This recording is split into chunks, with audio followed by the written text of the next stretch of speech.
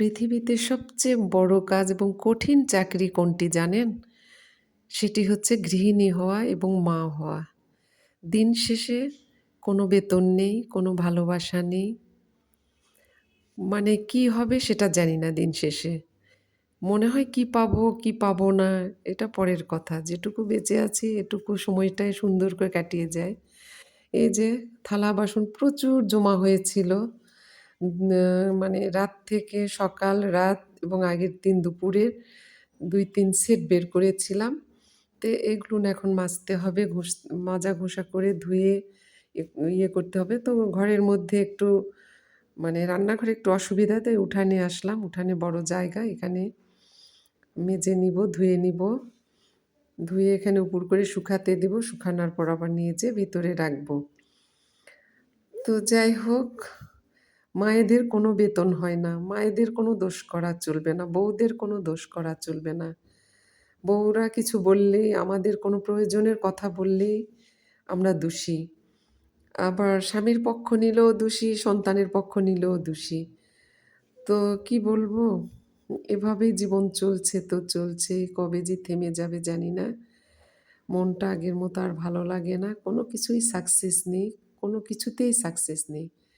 কোনো কিছুতেই আমি মানে সাকসেস পেলাম না। তো জানি না মৃত্যুর আগে পাবো কিনা আর।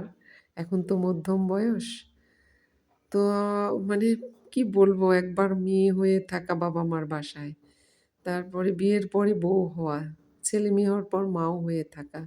কি যে কঠিন চাকরি আমাদের মেয়েদের, আমাদের মায়েদের কি যে কঠিন কাজ এটা।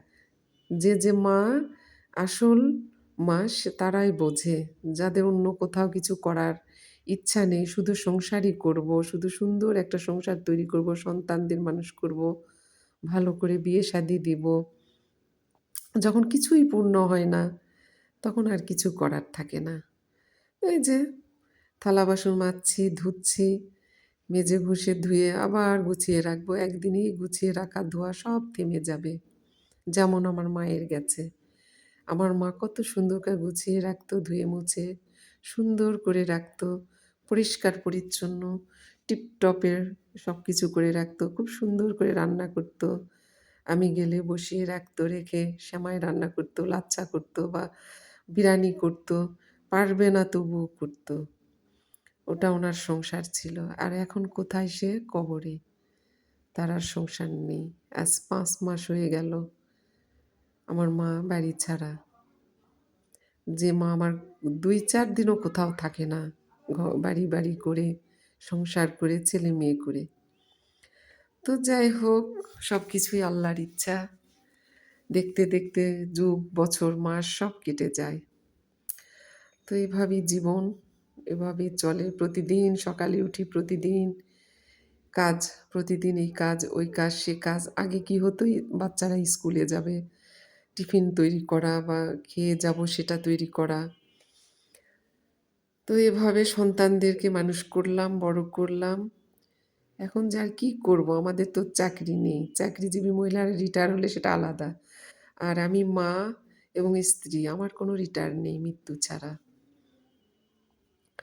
তো এভাবে জীবন চলছে। যে কপিটা কেটে নিব, ওর আব্বু কপি খেতে খুব পছন্দ করে। তো নিয়ে আসছে এই কপিটা, বাটা মাছ দিয়ে ঝোল করব। বাটার মাছ আছে ফ্রিজে, ওইটা দিয়ে ঝোল করব। আর ছিম আলু ভাজি করব আজকের রান্না। তো হচ্ছে এই যে সবাই সবার মতো আছে, আমি আমার মতো কাজ করে যাচ্ছি। প্রতিদিন এই একই চাকরি, একই ব্যবসা, একই সব আমার। তবুও কারো মন পেলাম না। কে কী খাবে, কেমন খাবে, কেমন খাবো, স্বাদ হলো কি না, স্বাদ হলো না কেন, লবণ কম হলো কেন, বেশি হলো কেন, এটা আমাদেরকে শুনতে হয়। এটার নামই মা এবং গৃহিণী। যাক, আপনারা সাবস্ক্রাইব করবেন, ফলো দিবেন।